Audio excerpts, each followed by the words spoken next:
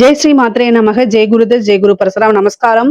நான் கரூர்ல இருந்து வல்சலா பணிக்கர், பிரசன்ன ஜோதிடர். இன்னைக்கு நம்ம 2026ஆம் ஆண்டு குரு பயிற்சி பலன்கள் மிதுன ராசிக்கு எப்படி இருக்குன்னு பார்க்க போறோங்க. இந்த குரு பயிற்சி எப்போ வருது அப்படின்னா, திருக்கணிதப்படி 1/6 ஜூன் மாசம் 1ஆம் தேதி 2026. அதே மாதிரி வாக்கியப்படி 26/5/2026 வருது. திருக்கணிதப்படியும் வாக்கியப்படியும் சும்மா ஒரு 2-3 நாள் தான் வித்தியாசமா இருக்கு. அதனால நம்ம எது ஃபர்ஸ்ட் வருதோ அதை எடுத்துக்கலாம். அப்படி பார்த்தா வாக்கியப்படி மே மாசம் 26ஆம் தேதி 26/5/2026 வைகாசி மாசம் 12ஆம் தேதி செவ்வாய்க்கிழமை காலை 11:05 ஹஸ்த நட்சத்திரத்துல குரு மிதுன ராசியில இருந்து கடக ராசிக்கு பயிற்சி ஆகுறாருங்க. இவ்வளவு நாளா ஜென்ம குரு இருந்திருக்கும். அப்பப்போ உங்களுக்கு டென்ஷன் இருந்திருக்கும். இருந்தாலும் நிறைய மாற்றங்களை சந்திச்சிருப்பீங்க. இப்ப குரு 2ஆம் இடத்துக்கு வராரு. 2ஆம் இடத்துக்கு என்ன செய்யறாரு? உச்சமாகறாரு. சோ 7-10 கூடையவர் குரு. அவரு 2ஆம் இடத்துக்கு உச்சம் பெற்று உங்களுக்கு எதை பாக்குறாரு? 6ஆம் இடத்தை பாக்குறாரு, 8ஆம் இடத்தை பாக்குறாரு, 10ஆம் இடத்தை பாக்குறாரு. உங்களுடைய ராசிக்கு நன்மைகள் நிறைய இருக்கு. காசு, பணம், பொருளாதாரம் அப்படிங்கிறது உயர்வான நிலையத்தான் குறிக்க போகுது. நீங்க எந்த அளவுக்கு ஹார்ட் ஒர்க் போடுறீங்களோ அந்த அளவுக்கு குரு உச்சம் பெற்று பார்வையினால உங்களுக்கு நல்ல காசு, பணம், பொருளாதார வளர்ச்சிய குரு சேர்க்க போறாருங்க. குரு 2ஆம் இடத்துல உச்சம் பெறுது. இந்த 12 வருஷத்துக்கு ஒரு தடவை தான் குரு உச்சம் பெறுவாருங்க. இது மிதுன ராசியை பொறுத்த வரைக்கும் 2ஆம் இடம்ங்கிறது பெரிய விஷயம். ஏன்னா 2ஆம் இடம்ங்கிறது குடும்ப ஸ்தானம், வருமான ஸ்தானம்ங்க. அப்போ குடும்பத்துல இவ்வளவு நாள எவ்வளவு விஷயங்கள், கெட்ட விஷயங்கள் நடந்தா அத்தனையுமே மாறி நன்மைகள் நடக்க போகுது. குடும்ப ரீதியாக நல்ல ஒரு இணக்கமான ஒரு சூழ்நிலை, குடும்பத்தாருடைய ஆதரவுகள் கிடைக்கும், வருமானம், நல்ல வருமானம் வரப்போகுதுங்க. குரு உங்களுக்கு 7-10 கூடையவருங்க. தொழில் ஸ்தானத்தையும் பாக்குறாரு குரு. அதுதான் இங்க சிறப்பு. முக்கியமா என்னன்னா தொழில அதிகமா கவனம் செலுத்துங்க. கொஞ்சம் சோம்பேறித்தனத்தை ஒதுக்கி வச்சுட்டு, மிதுன ராசிக்காரங்களுக்கு சோம்பேறினா கோபம் வந்துருது. பொதுவாவே கன்னி ராசி, மிதுன ராசி இதுல யாரு ரொம்ப தொழிலா இருந்தாலும் சரி, உத்தியோகமா இருந்தாலும் சரி ஆக்டிவேட்டா இருப்பாங்க. ரொம்ப எப்ப எனி டைம் அதுலயே இருக்கிறவங்க கன்னி ராசி தான். மிதுன ராசிக்கு கொஞ்சம் இந்த ரசிப்புத்தன்மை, கலை ரீதியா இதா இருக்கனால அவங்க கொஞ்சம் லைட்டா சோம்பேறித்தனமா இருப்பாங்க. அதெல்லாம் கொஞ்சம் மாத்திட்டு மிதுன ராசிக்காரங்க உழைப்புன்னு நீங்க இருந்துட்டீங்க அப்படின்னா வருமானம் அதிகமா இருக்கு. 12 வருஷத்துக்கு ஒரு தடவை தான் வருவாரு குரு, உச்சம் பெறுவாரு. அதனால தயவு செய்து இந்த வருடம் கொஞ்சம் போக்கஸ்டா இருங்க. போக்கஸ்டா இருந்தீங்கனாலே நீங்க உங்களுடைய லைஃப் டைம்ல எவ்வளவு காசு பணம் சம்பாதிக்கணுமோ அதுக்கு உண்டான வழி உங்களுக்கு குரு காமிச்சிருவாரு. குரு வழிகாட்டுறதுன்றதுக்கு இல்லையா, அது எந்த ராசிக்கு இருக்கோ இல்லையோ உங்க ராசிக்கு இருக்கு. சோ நீங்க என்ன பண்ணணும் அப்படின்னா, உங்களுடைய விஷயங்களை என்ன பண்ணணும்னு எழுதி பாருங்க. மிதுன ராசிக்காரங்களுக்கு எழுதி பாக்குறது நன்மைகளை சேர்க்கும். இப்படி நம்ம முன்னேறலாம் அப்படின்னு சொல்லி உங்களுக்குள்ளேயே இதுல ஓட விடுங்க. கட்டாயம் சக்சஸ் ஆயிருவீங்க. குரு உச்சபலம் பெற்றுக்கிறது எவ்வளவு சிறப்பான விஷயம் தெரியுங்களா? இந்த வருஷத்தை நீங்க தவற விட்டுட்டீங்கன்னா 12 வருஷம் வெயிட் பண்ணணும், அவ்வளவுதான்.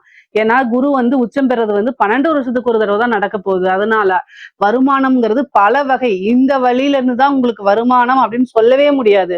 பல வகைகள்ல இருந்து வருங்க. தொழில அபிவிருத்தி பண்ணலாம். தொழில் ஸ்தானத்தை குரு பாக்குறாரு. அப்ப புதுசா தொழில் தொடங்கலாமான்னா தாராளமா தொடங்கலாம். உத்தியோக ரீதியா நல்ல அமைப்புகள் இருக்கு. இல்லைங்க எனக்கு சொந்த தொழில் செய்யக்கூடாது அப்படின்னு இருக்கு அப்படின்னா பார்ட்னர்ஷிப் போட்டு நீங்க தொடங்கலாம். உங்ககிட்ட காசு பணம் இருக்கு, இன்வெஸ்ட்மெண்ட் பண்றதுக்கு பணம் இருக்கு அப்படின்னாலும் குரு உங்களுக்கு 7 கூடையவரா இருக்கனால பார்ட்னர்ஷிப் போட்டு தொடங்கலாம். ஆனா உங்களுடைய ஜாதகத்துல தொழில்ஸ்தானம் எப்படி இருக்கு, பார்ட்னர்ஷிப் ஸ்தானம் எப்படி இருக்குங்கிறதெல்லாம் பார்த்துட்டு தொடங்குங்க. ஏன்னா நீங்க லக்னம் வேற இதுல நீங்க பிறந்திருக்கலாம். அதனால அதையெல்லாம் யோசிச்சு பார்த்துட்டு அதுக்கப்புறம் ஸ்டார்ட் பண்ணிக்கோங்க. ஆனா கோச்சார ரீதியா தொழில் ஸ்டார்ட் பண்றதுக்கு இந்த டைம் நல்ல டைம் தான். சிறப்பான காலங்களும் நேரங்களும் ஒத்து வருது. அதனால நீங்க ஸ்டார்ட் பண்ணிக்கலாம். வருமானம் நல்லா வரும். ஏற்கனவே ஒரு தொழில் நஷ்டத்துல போயிட்டு இருக்குன்னு வச்சுக்கோங்களேன். இந்த டைம் கொஞ்சம் கூடுதலான உழைப்பை நீங்க போடும்போது நல்ல காசு பணத்தை நீங்க எடுத்துடலாங்க. நிறைய அமைப்புகள் இருக்கு, நன்மைகள் இருக்கு. காசு பணத்தை எடுத்துடலாம். அதே மாதிரி கடன் ரீதியா இருக்கக்கூடிய பிரச்சனைகள்ல இருந்து நிவர்த்தி ஆகுங்க.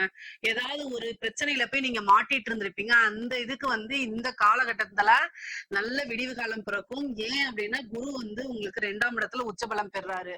பொதுவா குருநாதர் வழிபாடு பண்ணுங்க, தெய்வ வழிபாடு பண்ணுங்க, உங்க இஷ்ட தெய்வ வழிபாடு பண்ணுங்க, குலதெய்வ வழிபாடு பண்ணுங்க. குரு 8ஆம் இடத்தை பார்க்கறதுனால தீராத பிரச்சனைகளுக்கும் பெரிய சிக்கல்கள்ல இருந்தும் வெளியில வரத்துக்கு இது பர்ஃபெக்டான டைம்.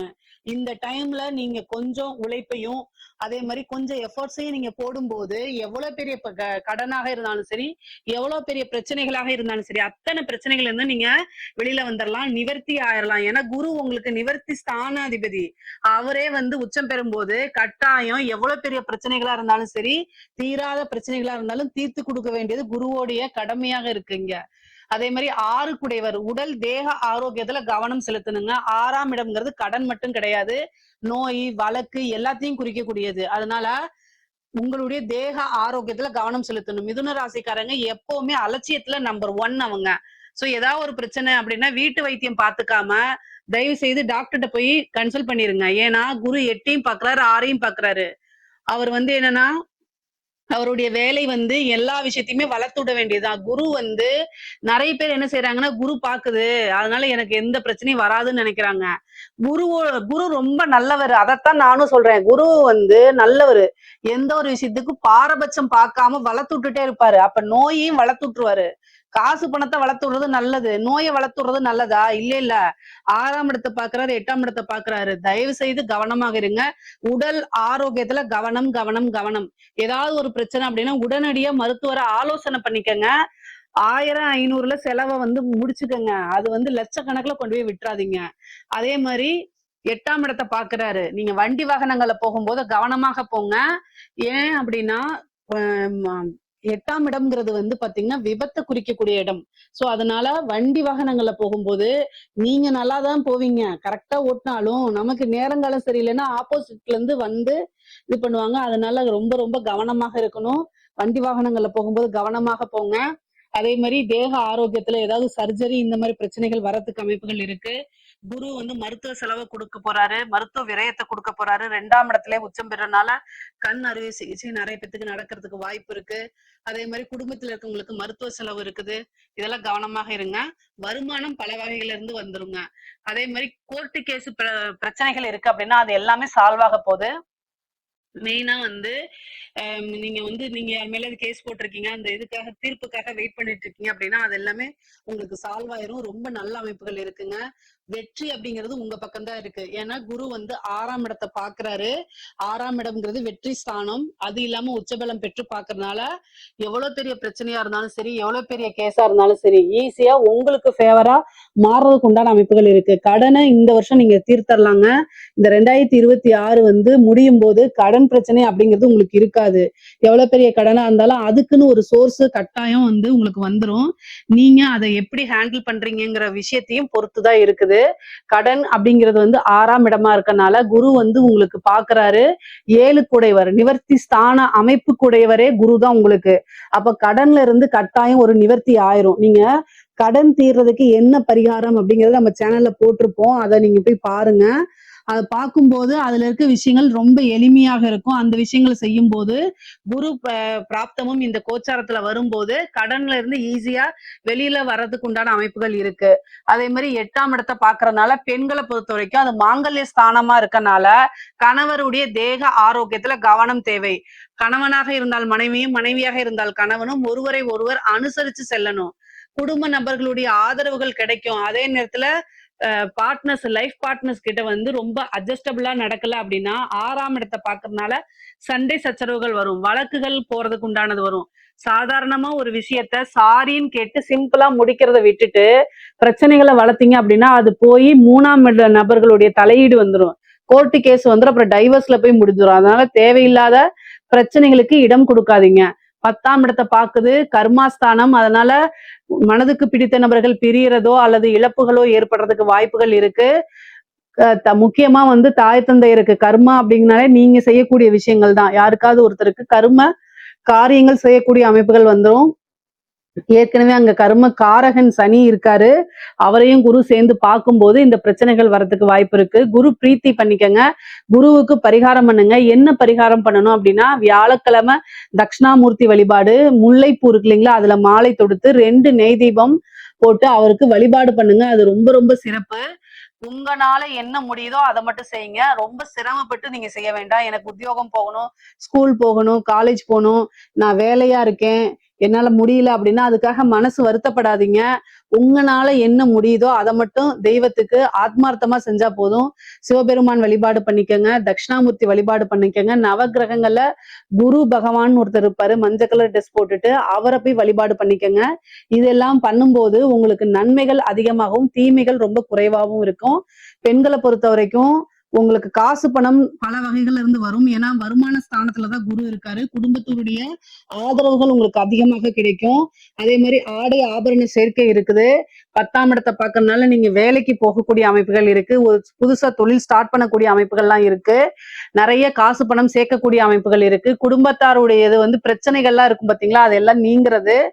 8ஆம் இடத்தை பார்க்கறதுனால நீங்க வெளியில போகும்போதோ அல்லது வரும்போதோ என்னன்னா இன்ஃபர்மேஷனை ஷேர் பண்ணுங்க.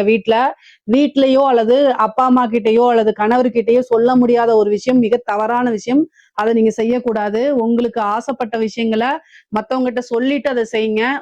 நீங்க ஒரு இன்ஃபுளுசரா இருந்தீங்கன்னா எல்லா விஷயங்களையும் நீங்க ரொம்ப கவனமாக இருக்கணும். சோசியல் மீடியால பாத்தீங்கன்னா பர்சனல் சாட்ஸ் எல்லாம் போய் பண்ணாதீங்க. அதெல்லாம் 8ஆம் இடம்ங்கிறனால ஏதாவது ஒரு பிரச்சனைகளோ அவமானங்களோ தேடி தந்துடும். அதனால ரொம்ப கவனமாக இருங்க.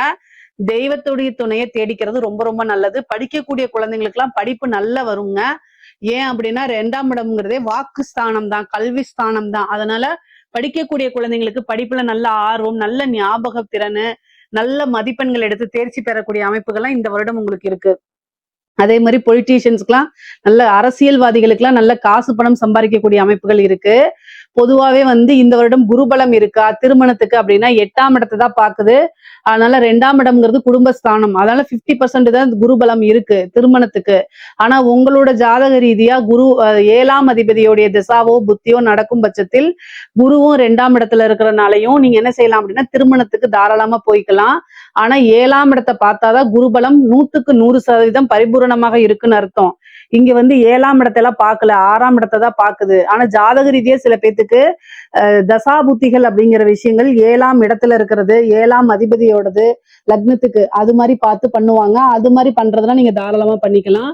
பொதுவா 10ஆம் இடத்தை பார்க்கறதுனால இந்த வருடம் எதுக்கு அதிகமா சப்போர்ட் பண்றதுன்னா தொழிலு, உத்தியோகம், வருமானம் இந்த 3 விஷயங்களுக்கு தான் குரு அதிகமா சப்போர்ட் பண்றாரு. அதனால பொருளாதார வாழ்க்கைய இந்த வருடம் நல்ல உயர்வான நிலைக்கு எடுத்துட்டு போறது உங்களோட கையில தான் இருக்குது. அது குரு பகவான் கொடுத்துருவாரு.